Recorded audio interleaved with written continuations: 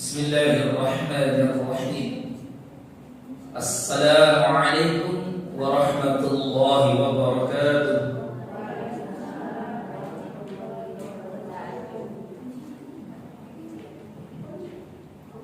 Innal hamdalillah nahmaduhu wa nasta'inuhu wa nastaghfiruh wa na'udzu billahi min shururi anfusina وَالسَّيِّئَاتِ أَعْمَالِنَا مَنْ يَهْدِهِ اللَّهُ فَلَا مُضِلَّ لَهُ وَمَنْ يُضْلِلْهُ فَلَا هَادِيَ لَهُ نَشْهَدُ أَنْ لَا إِلَهَ إِلَّا اللَّهُ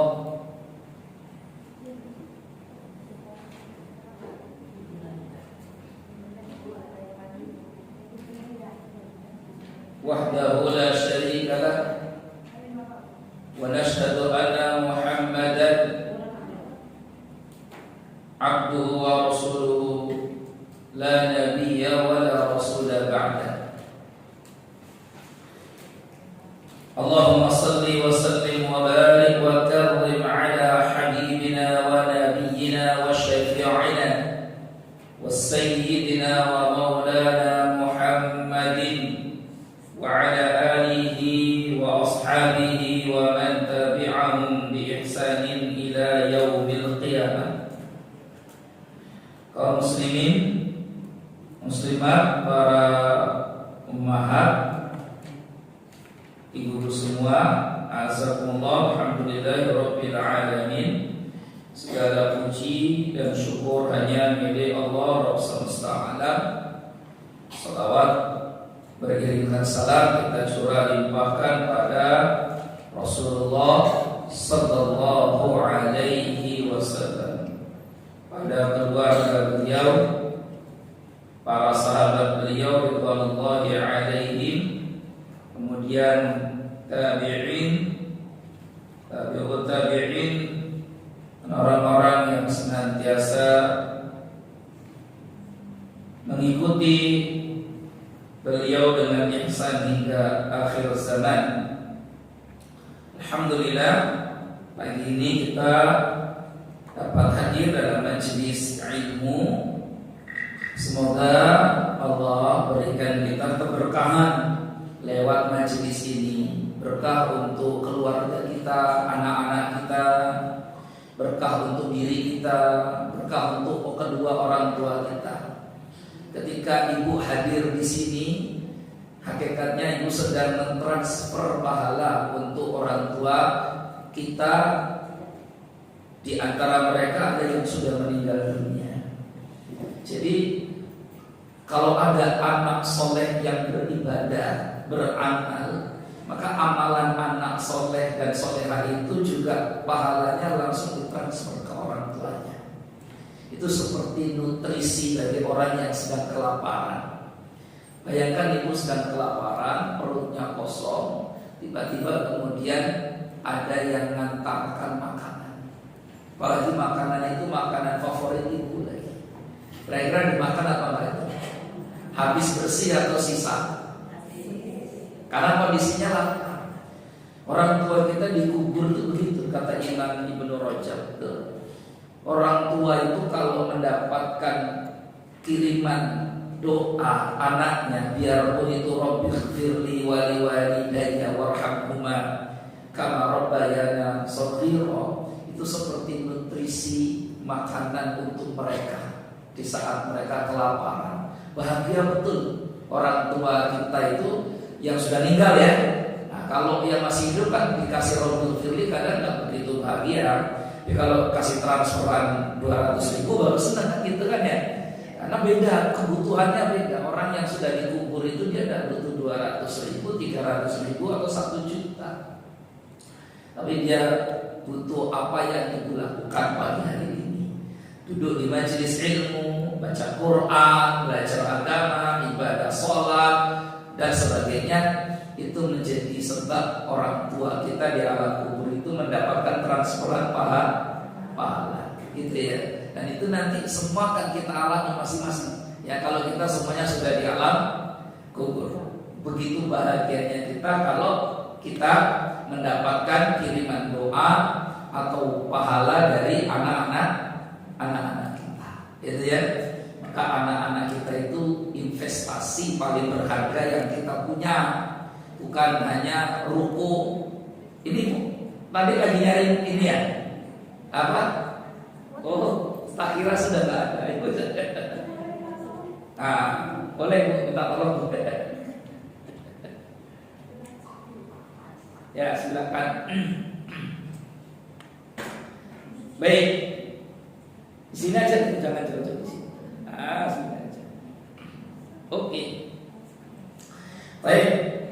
Alhamdulillah, pagi ini kita akan melanjutkan kajian kita dari kitab Mu'talat fil Fiqh Syafi'i. Setelah kita kemarin membahas tentang tayammum. Ya, masih ingat ya?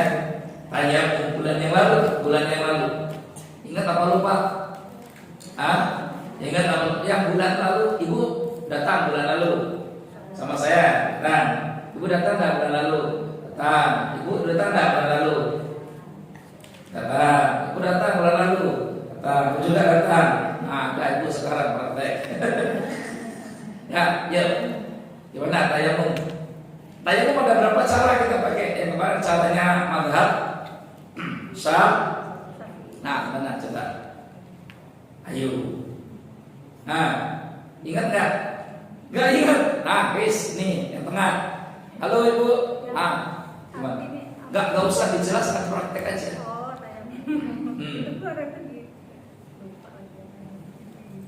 Ngapain itu? Ngapain itu Ibu gini-gini? Ngapain ini? Ibu langsung gini. Tayammum langsung gini. Jelasin dulu ya. Ibu nih. Apa itu? Tadi Ibu ngapain itu tadi? Apa itu? Ngambil apa? Oke. Tak kira dinding-dinding begitu. Ya. Apa itu? Ibu terus.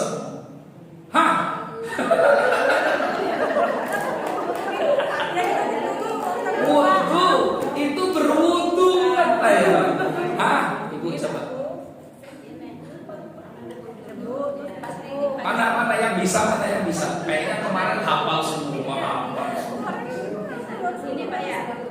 Cepat dulu Pak. Coba mana? Ayo. Ya. Silakan Ibu. Ambil debu.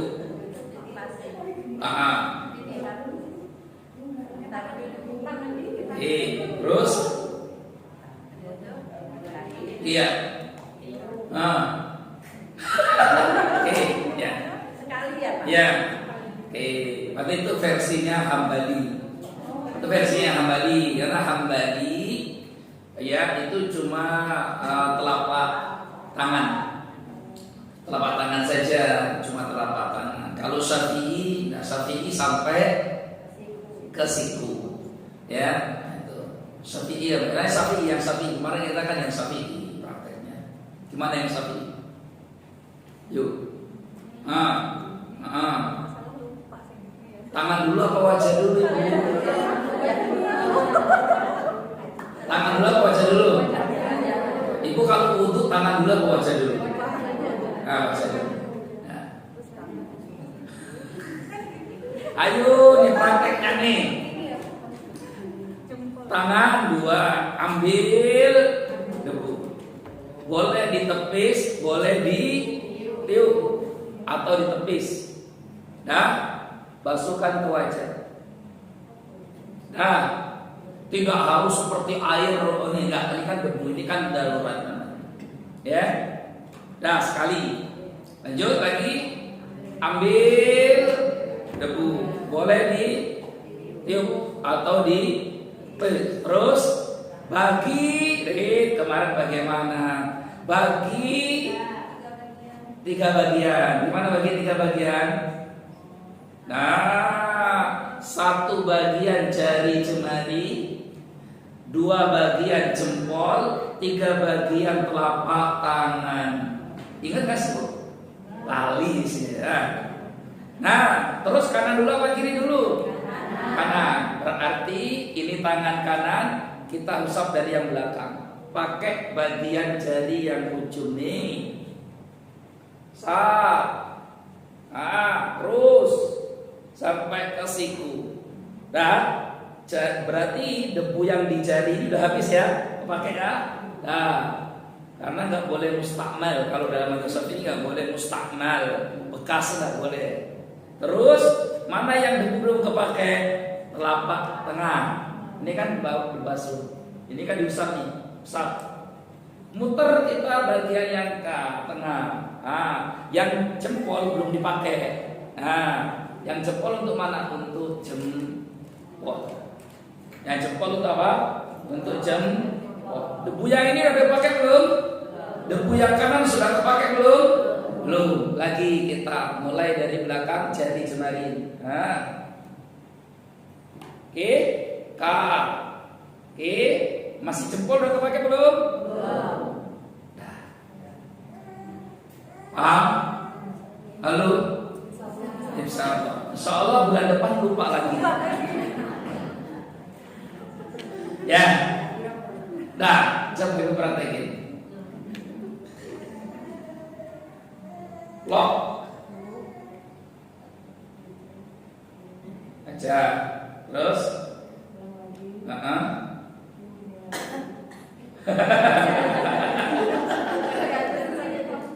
wajahnya 2 kali.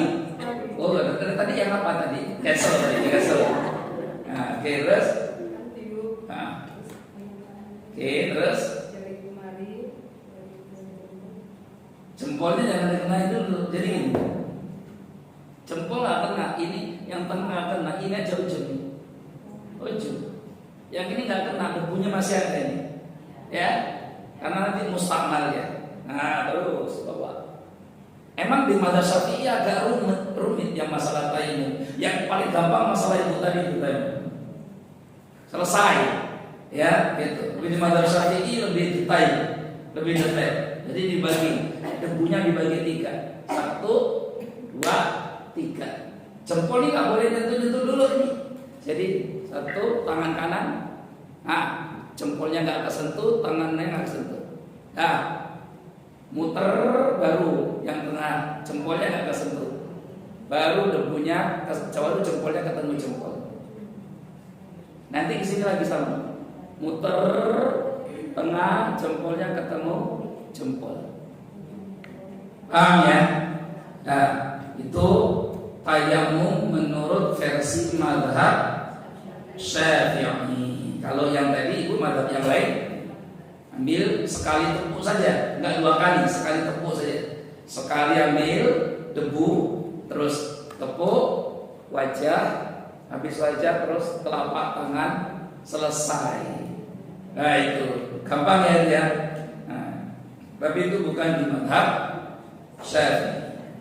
Karena di mazhab Syafi'i ada keyakinan mustakmal. Apa itu mustakmal? Air atau debu bekas bersuci tidak boleh digunakan bersuci. Paham ya? Air atau debu bekas bersuci tidak boleh dipakai untuk bersuci karena sudah bekas. Contoh, ibu berwudu, terus ada air sisa mustakmal untuk berwudu, maka air itu sisa, tidak bisa dipakai untuk itu menurut mazhab Syafi'i. Termasuk debu juga sama. Debu kan bersuci dengan debu. Kalau kita nggak bagi 3 debunya, karena debunya ngambilnya cuma sekali masalahnya. Ngambilnya kan sekali gini tadi kan, nggak seperti air kan. Gitu. Karena debunya ngambilnya sekali, maka dibagilah 3. 1 bagian di jari, ujung jari semua, 1 bagian di tengah di telapak, 1 bagian lagi di jempol, supaya tidak ada mustakmal. Maka yang pertama untuk belakang ini dipakai yang jari ini separuh. Yang ini nggak terpakai kan, separuh. Nah ini untuk bagian tangan, bagian ini. Yang sini kan belum kena, maka belum kena diputer. Ini yang bagian telapak, ya kan? Ini kan belum kena nih, jempol. Gitu ya. Wallahu a'lam bishawab. Kita lanjut. Itu tayamum nggak usah diulang lagi, ngabisin waktu. Ya, sekarang kita masuk apa? Haid. Kalau sudah bahas haid, maka berarti kita bahas juga nifas dan yang menyertainya, darah haid. Ini kajian perempuan banget ini, karena semua bab ini bicara tentang wanita. Karena Rasulullah SAW bersabda, "Hadza syai'un katabahu Allahu 'ala banati Hawa." Ya, hadza syai'un katabahu Allahu 'ala banati Hawa. Haid nifas itu adalah sunnatullah yang Allah tetapkan untuk anak keturunan Hawa. Hawa itu siapa, Bu? Hawa siapa Hawa? Iya, Hawa itu siapa? Hawa itu nenek moyangnya ibu, perempuan semua. Ya, kalau laki-laki keturunan A, ada perempuan di keturunan Hawa. Semua sepakat kan sini keturunan Hawa, semua sepakat dah ini halo? Sepakat? Nggak ada yang percaya keturunan kera di sini kan, nggak ada ya? Nggak ada ya? Gitu. Yang percaya keturunan kera siapa? Darwin kok yang percaya? Ya, Darwin bilang manusia dari kera. Ibu percaya itu? Ibu dari kera nggak nih kira-kira? Nah, kita ini dari Hawa. Manusia ini dari Adam dan Hawa. Maka lahirlah semua manusia hari ini. Ya, maka Nabi bersabda tentang haid. Darah haid itu hadza syai'un katabahu Allahu 'ala banati Hawa. Haid itu sunnatullah yang Allah tetapkan untuk semua anak keturunan Hawa. Sekarang kita masuk ke definisi dulu haid. Haid itu apa? Ya, haid nggak perlu secara bahasa, langsung secara istilah saja. Wal haid syar'an, darah haid secara syar'i maknanya adalah dam jibillah, darah jibillah, bawaan wanita, darah tabiat wanita. Jibillah itu tabiat, darah tabiat. Yang namanya wanita itu dimana-mana haid. Jadi nggak usah takut, nggak usah sedih, nggak usah apa. Yang namanya wanita dimana-mana itu mengalami dam tomi, dam jibillah, darah tabiat. Yakni darah ini tabi'atun taqtadihi tab'a as-salimah yakhruju min aqsarihi min rahimil mar'ati ba'da bulughiha 'ala sabili sihhati min ghairi sababin. Darah ini keluar sebagai tabiat wanita normal. Keluarnya biasanya min aqsarihil mar'ah, dari ujung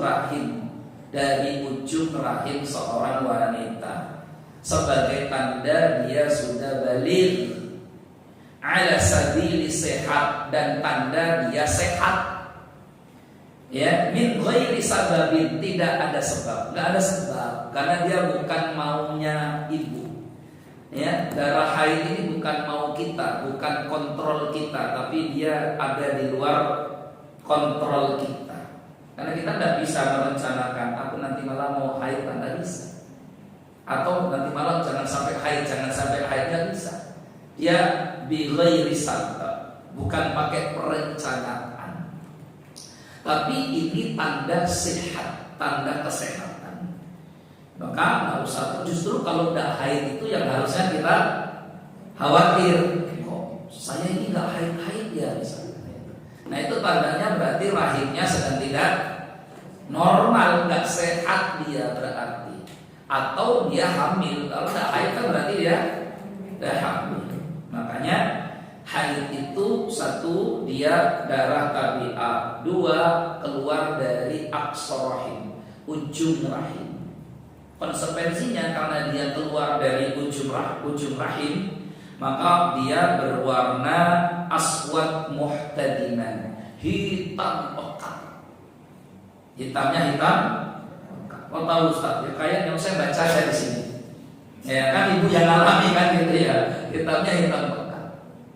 Bahkan sampai muhtadiman. Kadang hitamnya itu sampai yang mengkilap ya hitamnya, muhtadiman. Di para ulama pakai kata muhtadiman itu sampai hitamnya hitam banget.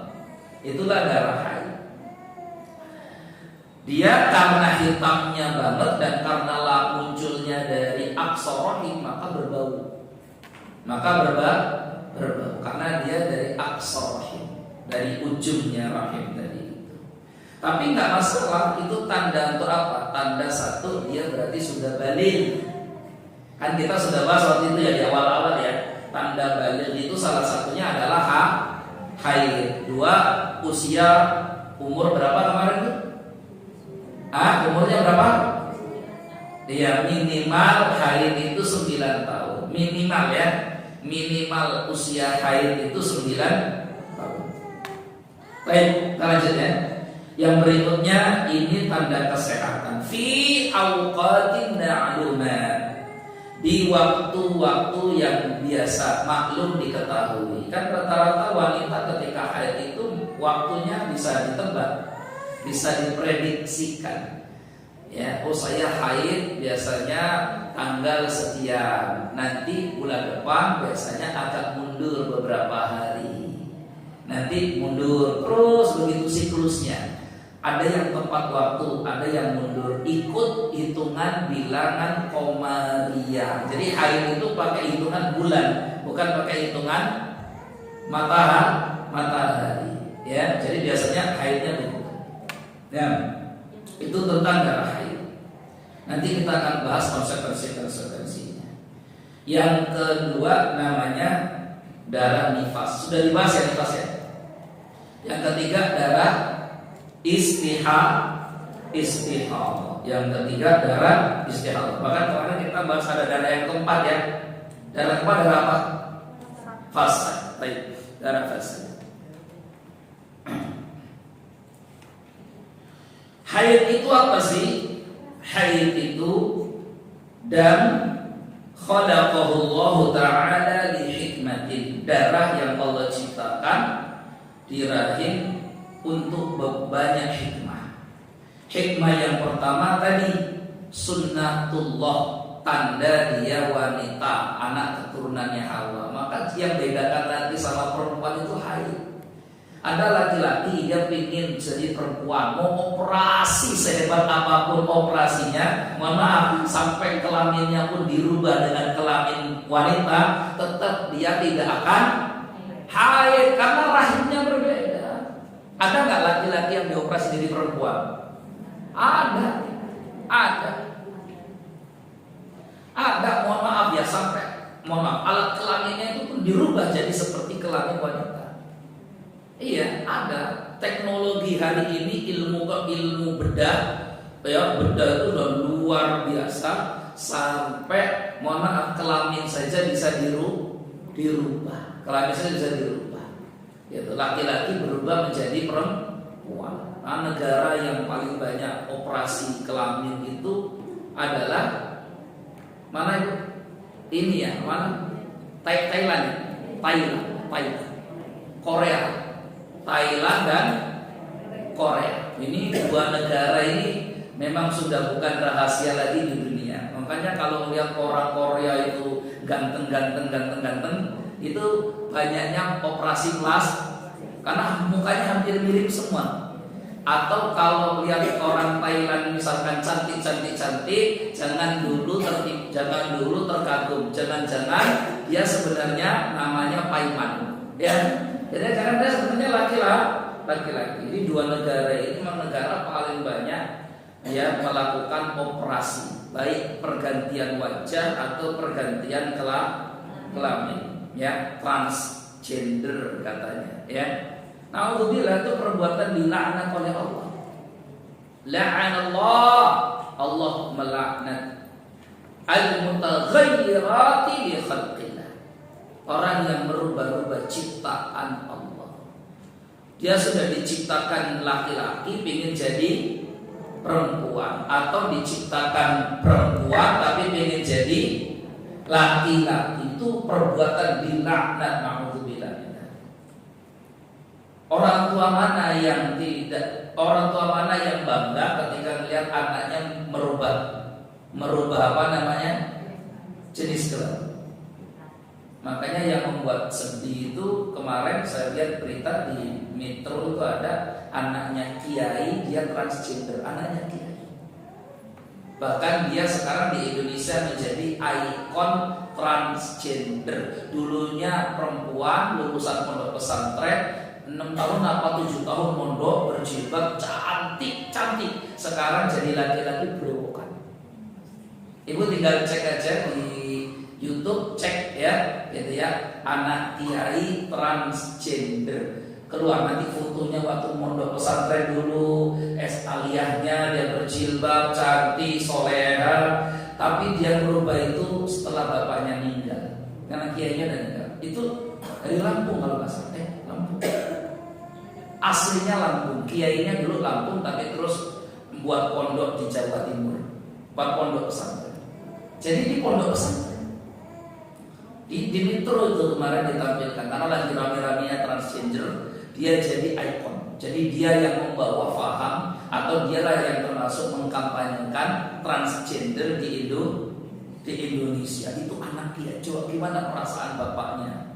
Bagaimana perasaan ibunya? Masih hidup sih, bapaknya yang meninggal. Gimana perasaannya? Berubah nama. Dulu waktu nyantri di pondok, dari kecil dikasih nama Ning ya namanya, karena anak kiai ya. Ning siapa gitu, anak kiai. Nah sekarang namanya sudah laki-laki, berubah jadi laki-laki, bahkan berewokan. Ya, saya nggak tahu ya, wallah. Saya begini, maksud saya, kalau laki-laki kemudian dioperasi berubah menjadi perempuan, itu ada teknologinya bisa. Tapi kalau perempuan ini kan awalnya perempuan ini ya, terus dia mengoperasi hormon supaya dia tumbuh apa itu namanya, brewoknya, supaya tumbuh brewoknya. Kan sebenarnya perempuan nggak tumbuh brewok kan, enggak, ibu tuh nggak tumbuh brewok. Tapi kalau dia disuntik hormon supaya tumbuh brewok, akhirnya brewoknya banyak banget ya, seperti pusat-pusat itu. Tapi sebenarnya badannya, mohon maaf, di dalam itu underdilnya semua perempuan, semuanya perempuan. Waktu ditanya kenapa, kata-kata dia, saya ini jiwanya perempuan, saya ini jiwanya laki-laki tertungtung dalam tubuh. Kan gitu kan, selalu subhatnya kan begitu kan. Ya, maka caranya gimana? Caranya supaya jadi perempuan lagi ya harus di. Tapi ya itulah gambaran kita Indonesia ya. Ini saya sudah cerita tentang negara kita, Indonesia. Ibu pernah dengar nih anak kiai ini? Nanti pulang dari pengajian silakan dicek ya. Gitu. Nah, jamaah sekalian yang dimuliakan Allah, naudzubillah, perbuatan merubah ciptaan Allah itu perbuatan yang dilaknat oleh Allah. Kalau sudah dilaknat, gimana dia akan dapat berkah juga? Karena arti dari laknat itu artinya al-bu'du, dijauhkan. Kalau ada orang yang dilaknat berarti dijauhkan dari rahmat dan keberkahan Allah Subhanahu wa taala. Anak durhaka itu dilaknat, maka anak durhaka karena dilaknat hidupnya tidak akan berkah. Maka berkah. Nah itu termasuk perbuatan-perbuatan tadi yang mendatangkan laknat. Ya makanya sudah hikmahnya adalah ini sunnatullah. Wanita itu ya haid, laki-laki dibuat seperti apapun bentuknya jadi perempuan gak akan mengalami haid, karena ini sunnatullah bagi para wanita. Yang kedua, hikmahnya wa huwa sirru fil injab wa tawalud wal hamli. Haid itu adalah sir, rahasia di balik kemampuan rahim untuk mengandung dan melahirkan. Jadi kalau ada wanita yang mengalami haid, itu tandanya sebenarnya rahimnya sudah siap untuk mengandung, hamil dan melahirkan. Makanya dalam Islam itu ukuran boleh menikah adalah haid. Biarpun negara nanti mengatur ibu ukuran menikah itu usia. Dalam Islam sebenarnya tidak ada penyebutan ukuran menikah itu usia. Dalam Islam itu kalau menikah ukurannya apa? Yang penting dia sudah haid. Wabtalul yatama hatta idza balaghun nikah. Maka ayatnya hatta idza balaghun nikah. Ya, jadi kalau baligh ya boleh menikah. Nanti negara baru membuat aturan karena ternyata wanita yang baligh sudah haid pun hari ini nggak seperti dulu. Dulu itu orang kalau sudah haid nikah selesai. Kenapa? Karena suaminya tanggung jawab. Ada ternaknya, ada ontanya, ada kebunnya, ada sawah ladangnya. Lah hari ini ya orang nikah misalkan setelah haid, dia punya apa? Gimana cara hidup? Ilmu gak ada ilmunya. Orang dulu sudah dibekali ini Al-Qur'annya, ilmunya apa, sehingga itu yang membuat mereka juga matang dalam hidup. Ya, makanya Imam Syafi'i itu pernah ketemu dengan seorang nenek usianya 21 tahun. Nenek umurnya 21 tahun. Itu menunjukkan bahwa umur 11 tahun dia sudah punya anak, dan anaknya umur 11 tahun dia sudah punya anak lagi. Berarti neneknya jadi punya cucu. Sahabat Amr bin As misalkan, sahabat Nabi Amr bin As, dalam riwayat dikatakan sahabat Nabi Amr bin As itu menikah umur 11 tahun. 11 tahun. Tapi kan ini Amr bin As orang yang otaknya cerdas ya.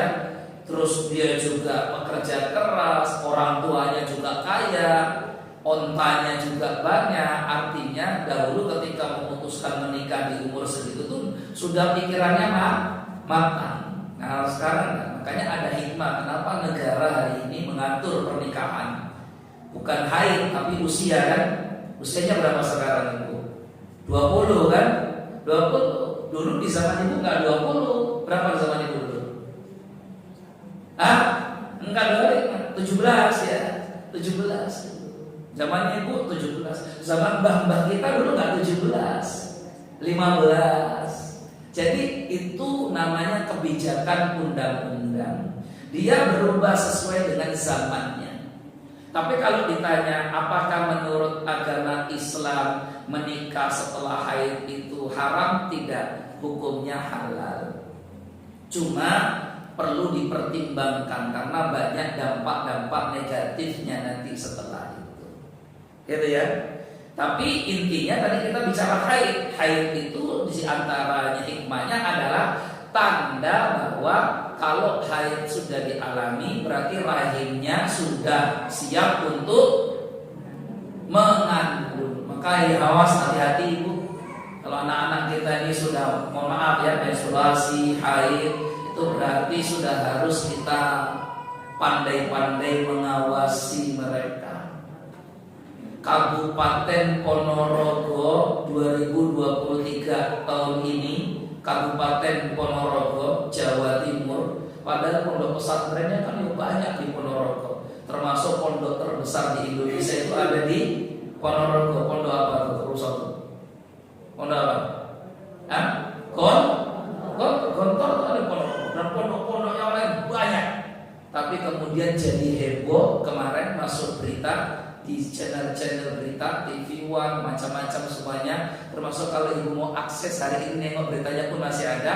Karena tahun ini kejadiannya 300 siswi SMP 300 siswi SMP dan SMA mengajukan permohonan untuk bisa ikut ujian nasional. Kenapa? Karena mereka tidak bisa ikut ujian, semuanya hamil di luar nikah.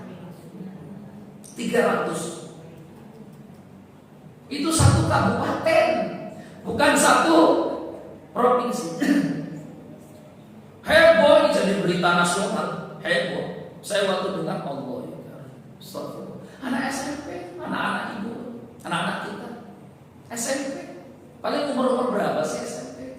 13 tahun, 14 tahun, 13 lah sekarang, 12, 13 SMP. 300 ya, itu baru satu kabupaten, belum satu provinsi, belum satu pulau, belum satu Indo. Maka ya Allah, berat betul ujian kita orang tua hari ini untuk bisa mengawasi dan mendidik anak-anak kita, terutama masa-masa tumbuh kembang seperti itu.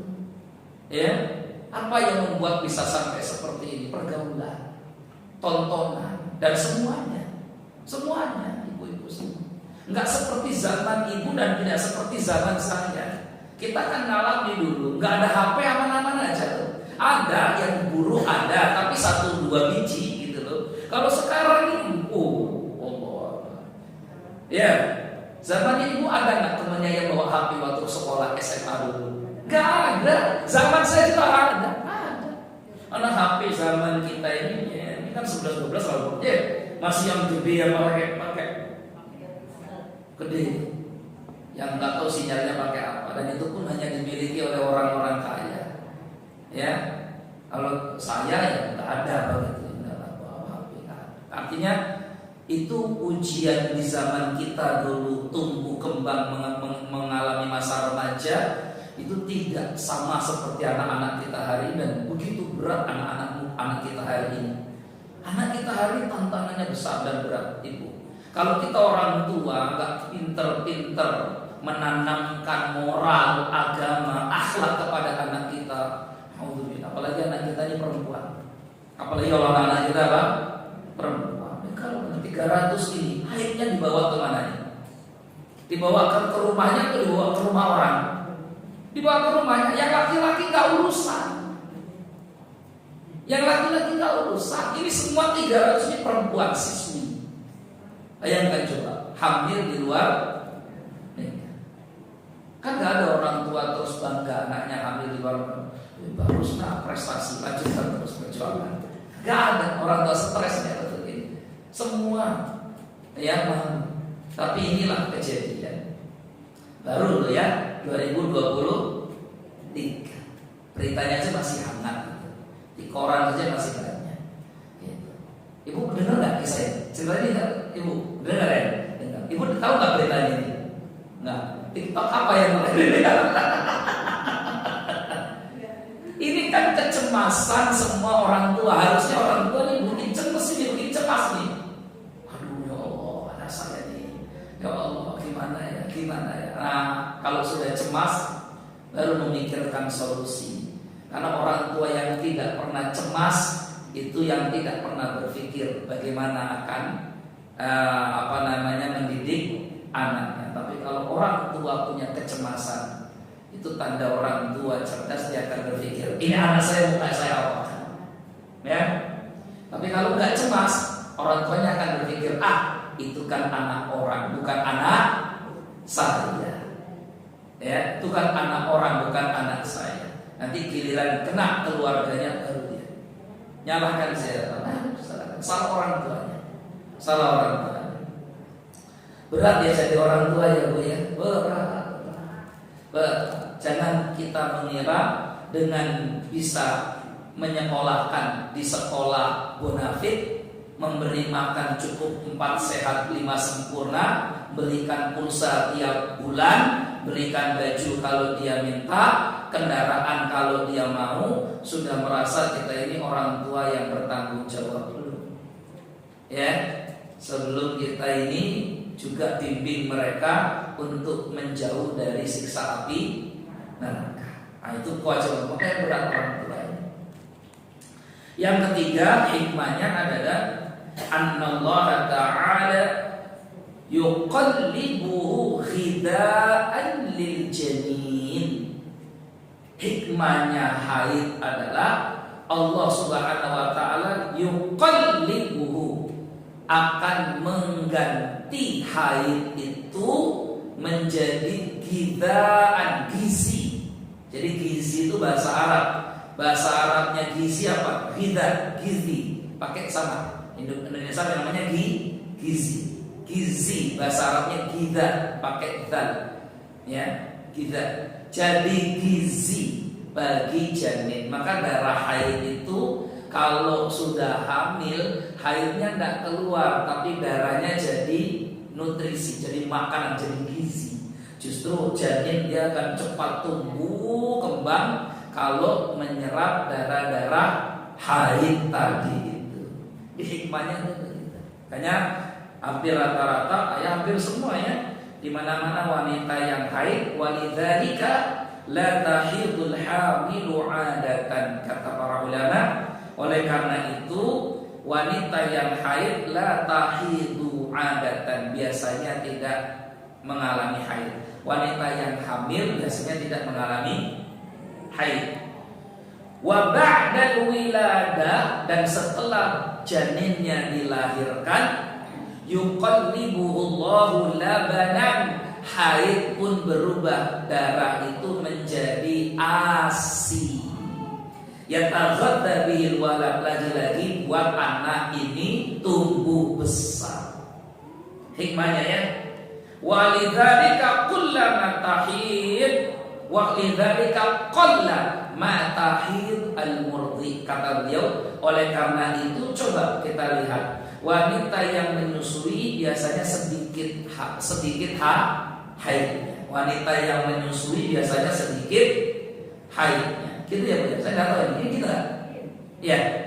Nah ini kalau ada yang salah koreksi aja. Ini gitu nggak ini? Ini artinya dia tetap haid kan?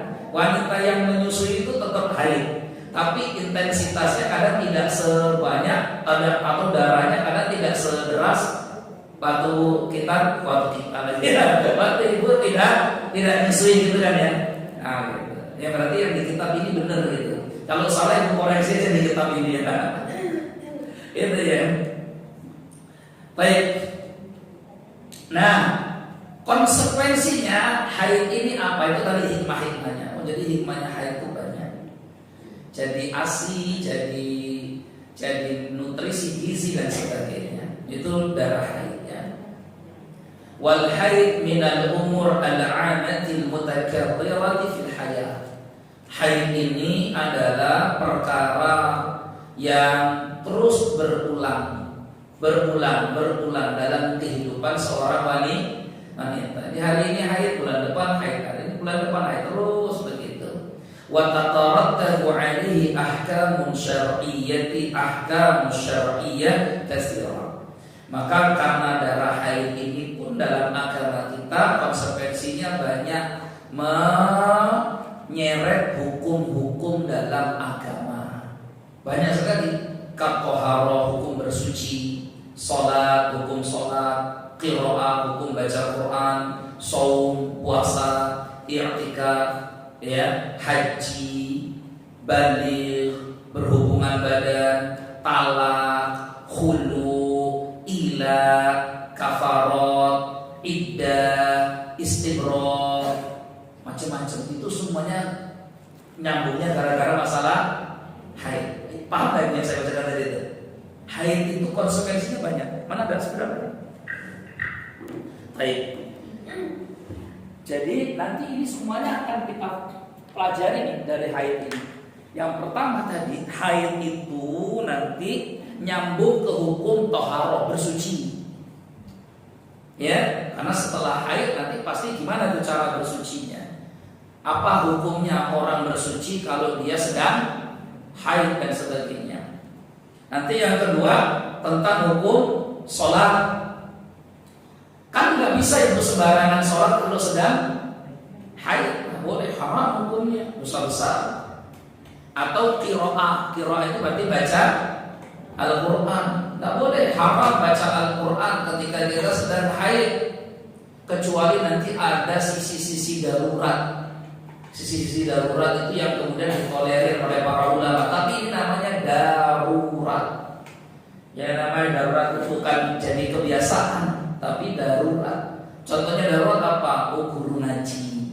Kalau dia sedang haid, nggak ngajar ngaji, murid-muridnya nggak pada ngaji, yang gitu kan ya. Nah, gitu. Maka ada sisi darurat karena nggak ada lagi guru ngaji.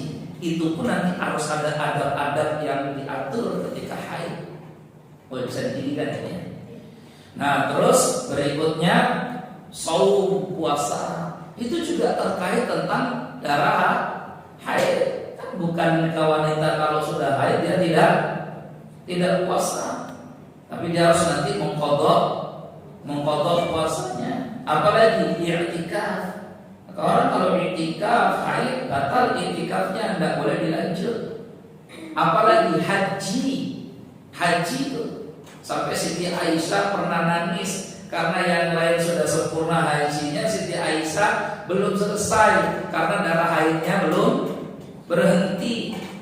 Pas sudah mau pulang darah haidnya berhenti. Wah, senang banget tuh Siti Aisyah. Maka Rasul bilang ke Aisyah dan ke saudaranya Abdurrahman, pergilah kalian keluar ke Tan'im, nanti ambil mikot di Tan'im, balik lagi tawaf terakhir, tawaf wada. Kan itu bagian dari wajib hajinya kan gitu ya.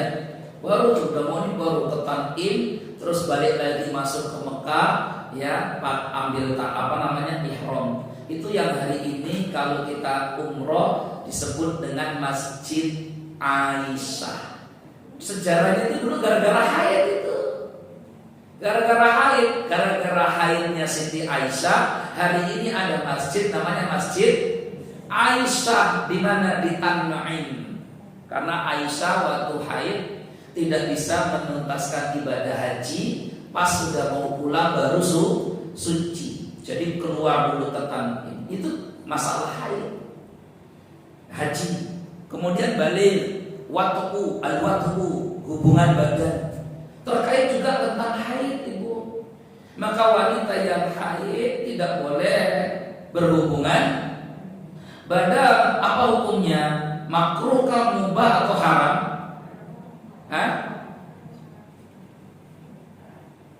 Makruh kah, mubah atau haram? Haram. Biarpun dia dipaksa oleh suaminya, nggak boleh, Mas, haram.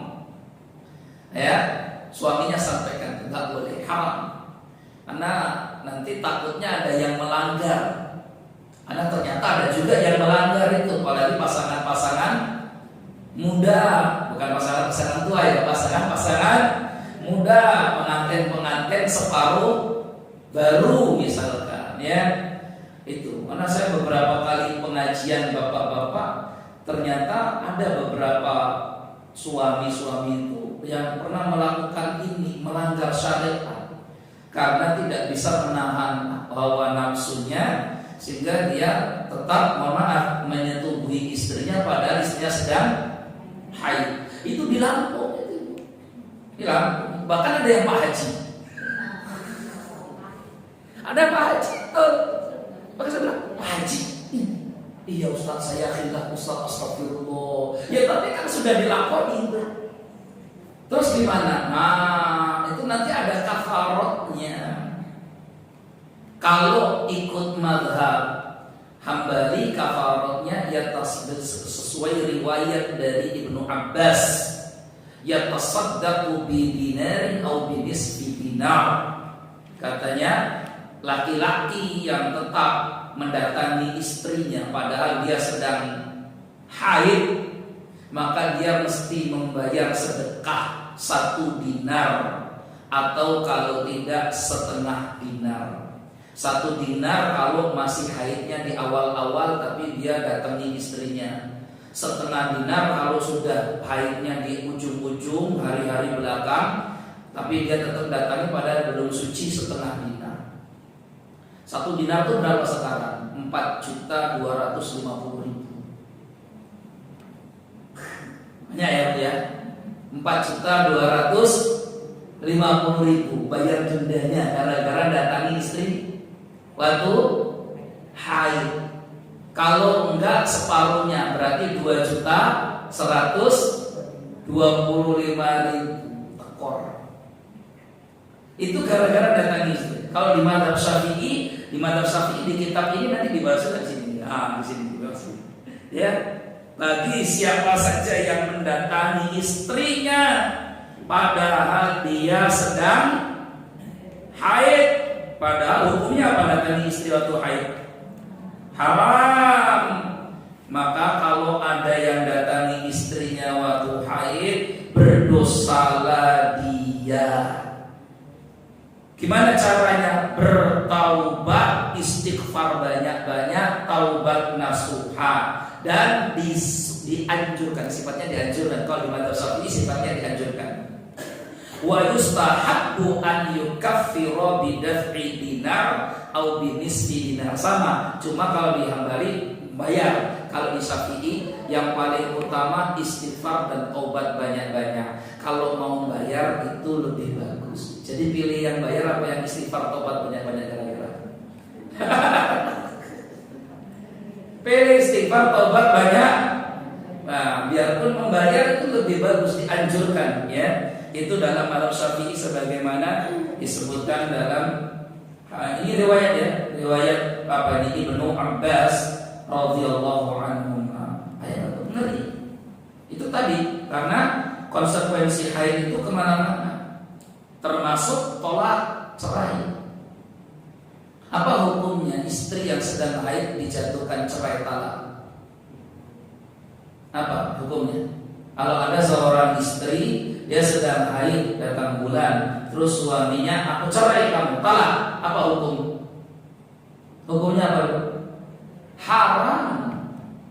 Haram, tidak boleh seorang laki-laki menjatuhkan kata talak kepada istrinya jika istrinya dalam keadaan haid. Tuh coba berapa banyak hari ini laki-laki nggak tahu hukum ini, akhirnya dia jatuhkan talak sembarangan tanpa tahu apakah istrinya haid atau tidak.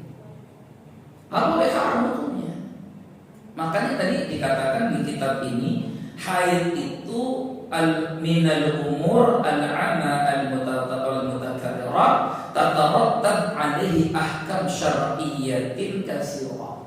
Dari masalah haid itu ngerembet kemana-mana hukum agama kita tuh banyak banget. Gara-gara masalah haid. Coba berapa banyak tuh tadi saya sebutkan banyak. Mulai sholat, haji, terus apa lagi tadi? Puasa, apa lagi tadi? Ngaji, baca Quran, terus apa lagi? I'tikaf, termasuk berhubungan badan, termasuk apa tadi? Talak, cerai. Nggak boleh, haram hukumnya. Jatuhkan cerai dalam kondisi sedang haid, gitu ya. Atau al-iddah, masalah iddah juga karena haid. Iddah itu apa iddah itu? Iddah itu masa menunggu. Itu diukurnya dari haid. Kalau ada seorang suami menjatuhkan cerai, talak kepada istrinya, aku talak kau, maka jatuhlah cerai talak itu. Maka seorang wanita dia menunggu apakah suaminya mau merujuk kembali atau tidak. Kalau merujuk berarti dia jadi suami istri lagi atau tidak. Berapa lama wanita ini menunggu? 3 kali haid. Haid lagi ukurannya. 3 kali apa? Haid. 3 kali haid. Berarti 3 kali haid itu sekitar berapa? 3 atau 4 bulan kan? 3 atau 4 bulan. Jadi selama 3 bulan atau 4 bulan itu, ini istri masih terhitung suami. Ini wanita masih terhitung istrinya sang suami. Kalau suami tidak merujuk, tidak rujuk dia, udah pokok saya sudah cerai. Ya, cerai, nggak dirujuk juga, nggak dirujuk.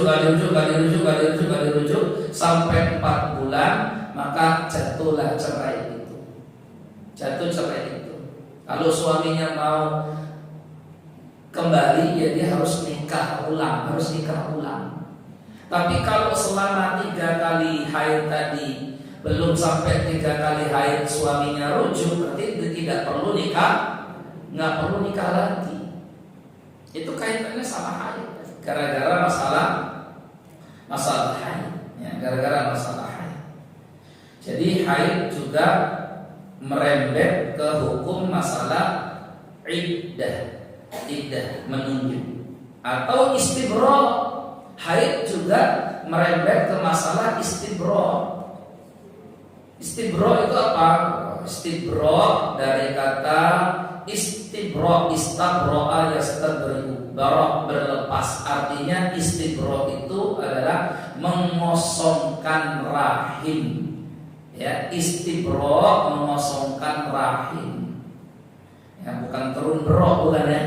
Istibra bukan turun bro, tapi mengosongkan rahim. Contoh, ada seorang wanita ditinggal mati suaminya. Apa statusnya berarti? Apa statusnya dia? Janda. Ya, apakah dia jandanya janda dalam kolam atau janda kembang atau janda apa? Ya, sekarang lagi musim janda dalam kolam, ya, janda kembang. Ini janda. Tapi janda ini boleh nggak dinikahi, ibu? Halo? Kan dia ditinggal mati oleh suaminya. Terus janda ini boleh nggak dinikahi? Tidak boleh. Atau Anda boleh? Boleh nggak nikahin janda? Boleh nggak? Apa syaratnya? Apa masa iddahnya berapa lama? Ayo, kalau ibu misalkan, jangan ibu lah, ada seorang wanita ditinggal mati sama suaminya, janda nggak dia perempuan ini? Boleh nggak dinikahi?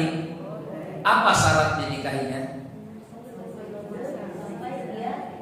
Nunggu masa iddah. Berapa lama masa iddahnya? Berapa bulan? 3 bulan tuh kalau cerai tadi, bukan cerai mati, cerai hidup tuh 3 bulan. Ini cerai mati. 4 bulan 10 hari. 4 bulan 10 hari. Quran surah Al-Baqarah. 4 bulan 10 hari. Wallati tawaffawna minkum wa yadharuna azwaja yatarabbasna bi anfusihinna arba'ata ashhur wa 'ashra. Wanita yang ditinggal mati oleh suaminya, maka dia menjalani masa iddahnya 4 bulan 10 hari. Kenapa harus 4 bulan 10 hari? Itu dikatakan istibra. Istibra artinya mengosongkan rahim. Dia kan haid selama 4 bulan itu kan dia haid kan? Haid bersih, haid bersih, haid bersih. Itu namanya istibra. 4 bulan itu cukup untuk membersihkan rahimnya. Khawatir nanti takutnya kalau nggak pakai istibra, nggak pakai masa iddah, maaf, misalkan ada janda ditinggal mati suaminya, 3 minggu kemudian janda ini nikah lagi, terus hamil. Nah ini terus suaminya ini anak siapa? Anak suaminya yang kedua atau anak suaminya yang meninggal? Itu hikmahnya kenapa harus ada haid. Dan haidnya nggak cukup sekali, untuk supaya yakin, betul-betul yakin. Mohon maaf ya, bahasanya agak kasar. Sisa-sisa peninggalan suaminya yang pertama meninggal itu habis di rahimnya, maka menunggu waktu berapa bulan? 4 bulan 10 hari. Dan 4 bulan 10 hari itu untuk wanita sudah cukup lah dia untuk membuka lembaran baru. Gitu loh bahasanya. Ya kan, kalau masih seminggu 2 minggu itu kan masih bikin status di Facebook, kaulah satu-satunya dan yang terakhir untukku. Itu kalau masih seminggu 2 minggu. Ya, kalau sudah setahun beda lagi statusnya, gitu ya. Berubah lagi. Ya enggak apa-apa, namanya janda. Halal kan? Halal, boleh kan? Boleh. manusiawi. Kita ini kan kadang terbawa perasaan karena baru saja ditimpa musibah. Nah, nanti dalam proses perjalanannya kadang ya dia harus berpikir lagi. Ya maklum, kita maklum manusia. Maklum manusia. Saya ada teman, saya meninggal. Sekarang janda, anaknya 2. Waktu suaminya baru meninggal, karena dulunya dari tapi usianya masih sekitar 35-36 tahun. Ya, suaminya meninggal umur 36, istrinya sekitar aja di bawahnya itu. Terus ditanya sama istri saya, apa kata dia? Kalau ini mah Umi, yang penting anak saya semuanya. Itu di awal-awal. Sekarang suaminya sudah meninggal hampir mau 3 tahun, 2 tahun, hampir tahun ketiga. Nah kemarin bahasanya sudah beda. Ya kalau ada si Umi nggak apa-apa. Nah kan berubah kan? Ya nggak masalah. Itu manusia. Ya apa? Nggak apa. Ya baik. Karena kalau sudah 2 tahun ya sudah istibro banget, itu rahimnya sudah betul-betul bersih. Allahu a'lam bishawab. Baik, jam berapa? Sekarang kita masuk. Apa yang diharamkan bagi haid? Apa yang diharamkan bagi haid? Ma yuhramu bil haid. Apa yang diharamkan karena haid? 1, sholat. Semua sepakat ijma', tidak ada yang menyelisih ini, nggak ada. Ya, makanya kalau ada aliran orang haid masih boleh sholat, ya itu pasti sesat. Nggak ada yang menyelisih, semua orang haid itu nggak boleh sholat. Karena Rasulullah bersabda kepada Fatimah binti Abi Hubeish, idza aqbalatil haidatu fada'is salata. Kalau idza aqbalatil haidata fada'is salata. Kalau kamu mengalami haid, wahai Fatimah binti Abi Hubeish, maka tinggalkan sholat. Bahkan kalau ibu sedang sholat, misalkan dapat 1 rakaat, kok qadarullah pas dapat 1 rakaat ibu ngerasa darah keluar, langsung dibatalkan sholatnya.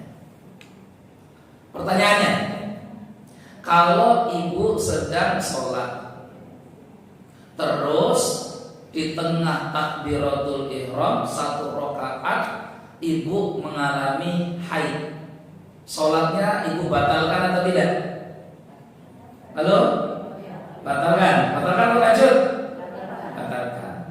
Nanti ketika ibu suci 10 hari 7 hari berikutnya, itu sholat yang ibu batalkan tadi itu ibu qadha atau dianggap lunas? Enggak, saya tanya, ada nggak yang pernah ngalamin begitu tuh? Tiba-tiba sedang sholat terus haid gitu, ada nggak? Ada kan? Terus waktu ibu suci, sholatnya gimana? Diskon? Hah? Ibu waktu suci 7 hari berikutnya, sholat yang ibu batal itu terus apa? Diskon? Hah? Menurut ibu apa? Menurut ibu? Enaknya. Menurut ibu apa? Diskon. Nggak dibayar. Emang enak jadi perempuan ya.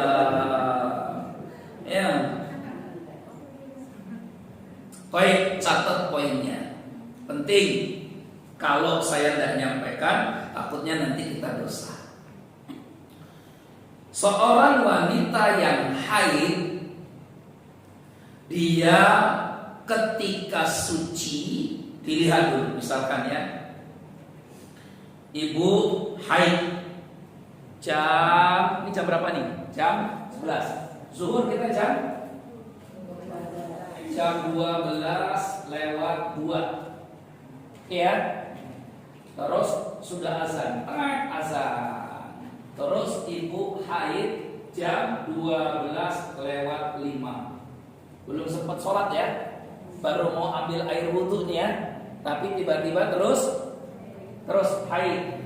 Pertanyaannya, terus ini tanggal sekarang tanggal berapa nih? Tanggal 9 bulan 9. Kemungkinan kalau ibu haid 7 hari maka akan suci nanti tanggal 16 bulan 9. Waktunya bisa saja waktu subuh, bisa saja waktu maghrib, bisa saja waktu zuhur. Ya, sucinya ibu ya. Paham di sini ya? Terus ibu sucilah anggap waktu zuhur. Tanggal 16 bulan 9 ibu suci pas waktu zuhur. Mandi nggak ibu? Mandi. Azan zuhur berkumandang. Allahu Akbar. Ibu sholat nggak? Sholat. Sholat apa ibu? Zuhur. Yang zuhur ini bonus. Iya. Enak banget ya. Yang zuhur ini tetap wajib fardu ain diqadha. Wajib fardu ain. Gak ada ulama bilang ini gugur, gak ada. Bonus apalagi gak ada. Wajib fardu ain ibu qadha. Gimana qadhanya? Berarti di tanggal 16 ibu sholat zuhur 4 rakaat.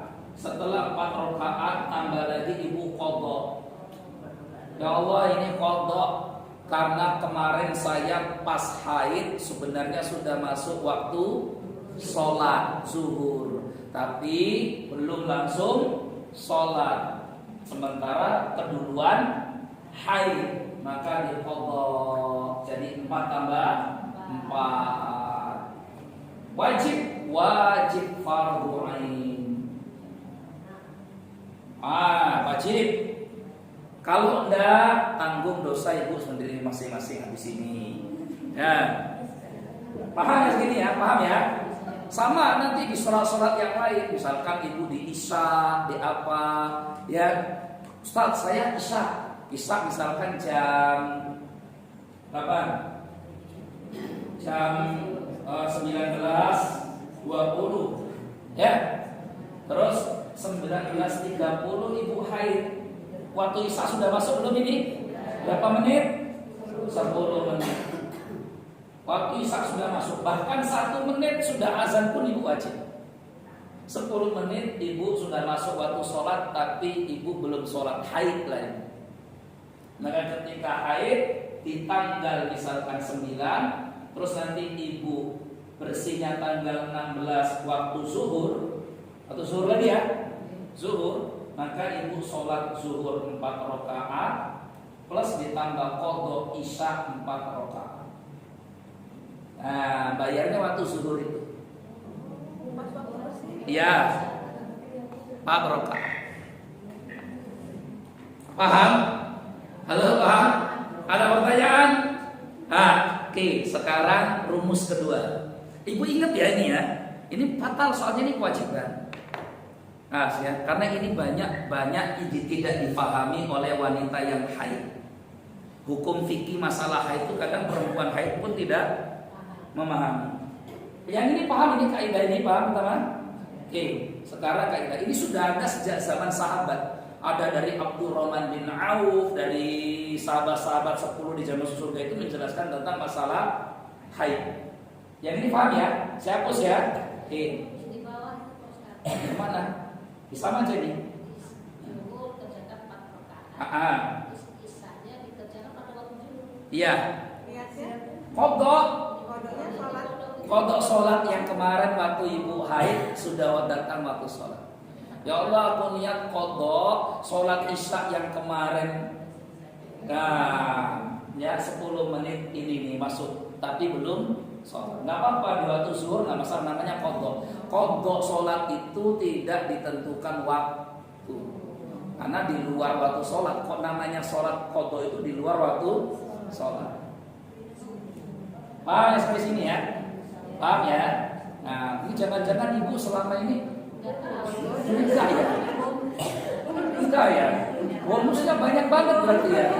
Allahu Akbar. Bisa tidak itu dikodok? Boleh, memang bukan bisa, wajib dikodok. Dikodok sekarang kan Iya. Iya.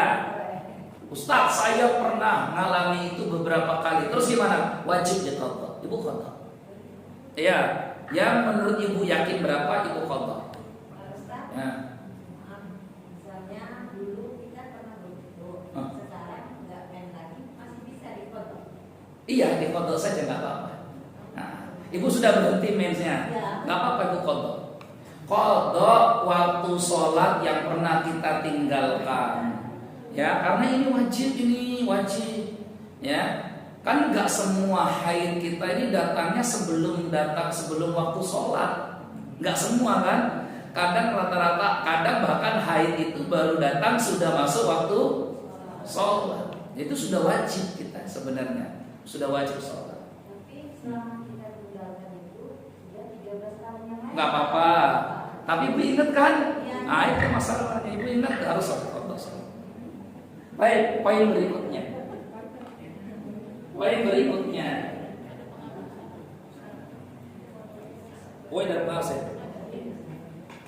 berikutnya adalah waktu suci. Ini tadi waktu haid ya. Waktu suci. Waktu haid kan, waktu haid adalah kapan-kapan wanita haid kalau dia sudah masuk waktu sholat yang ditinggalkan itu wajib diqadha. Sekarang waktu suci. Baik. Jika seorang wanita suci, ini bukan fatwa saya tapi ini pendapatnya para sahabat Nabi, 10 orang yang dijamin masuk surga itu. Salah satunya Abdurrahman bin Auf, dan itulah yang diamalkan oleh para sahabat ya terhadap istri dan anak-anak perempuan mereka. Kalau seorang wanita suci dari haidnya di waktu asar jam berapa? Jam 16, jam 15 ya, atau 16 deh. Jam 16, jika seorang wanita suci dari haidnya di waktu asar jam 16 dan dia segera mandi, bersuci, mandi junub, mandi haid. Setelah itu dia sholat. Sholat apa yang dia kerjakan? Sholat apa yang dia kerjakan, Ibu? Sholat apa? Dia harus kerjakan 2 sholat. 1 sholat zuhur, 2 sholat asar. Dua-duanya harus dikerjakan. Iya, harus dikerjakan dua-duanya. Jadi berapa kali sholat rakaat? Berarti 8 rakaat. Ini 4, ini 4. Sholat zuhur dulu, baru sholat asar. Sholat zuhur dulu, baru sholat asar. Kalau seorang wanita suci dari haidnya pada waktu isya jam 20.00, jam 8 malam, maka dia harus segera mandi besar. Setelah itu dia sholat. Sholat apa dia kerjakan? Sholat apa dia kerjakan? 2 sholat, maghrib dan isya. Bukan isya doang. Wajib itu iya wajib, bukan isya doang, tapi maghrib dan isya. Kalau dia bersihnya waktu zuhur ya cukup sholat zuhur. Kalau dia bersihnya asar, zuhur dan asar. Kalau dia bersihnya maghrib cukup sholat maghrib. Tapi kalau dia bersihnya isya, dia kerjakan 2, maghrib dan isya. Kecuali subuh. Kalau subuh cukup subuh saja. Paham itu? Paham ya? Halo? Paham atau bingung ini? Paham. Jadi kalau ibu bersihnya jam 20, jam 8 malam, ibu sholat apa? Maghrib dan isya. Kenapa? Pertanyaannya begitu ya. Kenapa? Karena 2 waktu ini dapat digabung. 2 waktu sholat ini dapat digabung. di jana', dapat digabung di jana'. Dan ini pendapat sudah ada sejak zaman sahabat Nabi ridwanullahi alaihim. Nah, kadang banyak perempuan nggak lakukan ini. Dia bersih misalkan waktu asar, ya sudah dia sholatnya sholat asar, padahal dia wajib sholat zuhur, wajib hukumnya, wajib. Dia bersih waktu isya, dia cuma sholat isya saja, padahal dia wajib sholat maghrib dan isya, kecuali subuh ya cukup sholat subuh saja. Allah paham sih? Ada pertanyaan? Ada? Ya, cukup lah ya. Dan jam 11 ya. Kayaknya perlu diulang-ulang. Mau usah diulang, itu catat. Ibu nyatet nggak? Saya udah sering lagi kalau Catat ya. Catat deh, ini ada pertanyaan-pertanyaannya. Nanti kita lanjutkan di kolom dicatat. Kita baru sampai larangan haid pertama, yaitu apa? Salat ya, larangan haid salat. Oh, baik, saya sempurnakan dulu. Salat saya sempurnakan dulu. Ya. Wa yuhramu sujudut tilawati wa syukri. Haram pula wanita yang haid melakukan sujud tilawah dan sujud syukur. Jadi haid tidak ada sujud syukur. Sujud tilawah juga nggak boleh. Sujud tilawah tahu ya Bu ya? Sujud yang kalau kita dengar ayat sajadah terus itu sujud, tidak boleh haram. Sujud syukur juga, karena syarat sujud syukur itu harus bersuci. Jadi sujud syukur itu sujud yang dilakukan ketika mendapatkan nikmat. Nah, terus dia sujud. Nah, wanita haid tidak boleh melakukan sujud syukur. Nah, situ ya. Baik, ini pertanyaan. Assalamualaikum. Waalaikumsalam. Bagaimana cara membayar hutang puasa orang tua yang sudah meninggal dan sebelumnya orang tua tidak bisa berpuasa karena sakit? Baik. Alhamdulillah wassalatu wassalamu ala Rasulillah. Yang pertama kita lihat dulu sakitnya apa. Apakah sakit yang yurja sihatuhu, bisa diharapkan sehat lagi, atau sakit yang zamani, sakit yang berkepanjangan memang sulit untuk pulih kembali. Karena ini nanti punya konsekuensi hukum puasa yang berbeda. Kalau dia sakit, sebenarnya anaknya nggak mengira kalau akan meninggal karena sakitnya cuma sakit biasa, pilek-pilek saja, misalkan demam-demam saja, atau badannya sehat selama ini, masih kuat. Qadarullah meninggal, maka sakit seperti ini diganti puasanya. Tapi ada sakit yang dia zamani, sakitnya sudah berkepanjangan, bahkan dokter bilang ya, nah ini memang susah untuk dicari obatnya. Berarti ini kasusnya orang yang tidak mampu berpuasa, maka cara membayarnya dengan fidyah, beri makan fakir miskin. Dan ini sakitnya sakit apa? Silakan dicek dulu nanti. Sakitnya itu apa waktu itu? Kalau sakitnya karena tua, udah susah untuk ini semua, berarti cukup anaknya bayarkan fidyah orang tuanya. 1 hari sekali makan fakir miskin. Kalau mau diberaskan mentah, ya sekitar 7 ons. Ya 7 on beras atau 8 ons beras dalam mazhab Syafi'i, atau dalam mazhab Hambali 1,5 kilo. Kalau bapaknya nggak puasa sebulan, menurut mazhab Syafi'i berarti 7 kali 30, 21 kilo. Menurut mazhab Hambali berarti 1,5 kali 30, 45 kilo. Terserah ibu mau ambil yang 45 atau yang 21. 21 aja deh sudah. Ya, yang kecil ya, silakan, terserah. Itu kalau memang sakitnya sakit menahun, bukan sakit yang sebenarnya bapak saya ini sehat bisa puasa. Tapi kalau dia sehat bisa puasa, tapi qadarullah dengan sakitnya itu dia meninggal, maka anaknya boleh membayarkan hutang puasanya dengan puasa.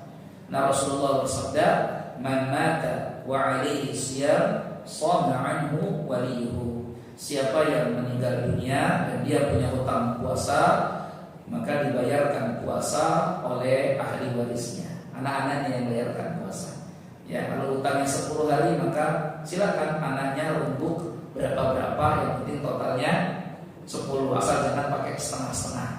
Ya, karena anaknya misalkan 3, hutang puasanya 10, berarti saya 3 hari setengah, kemudian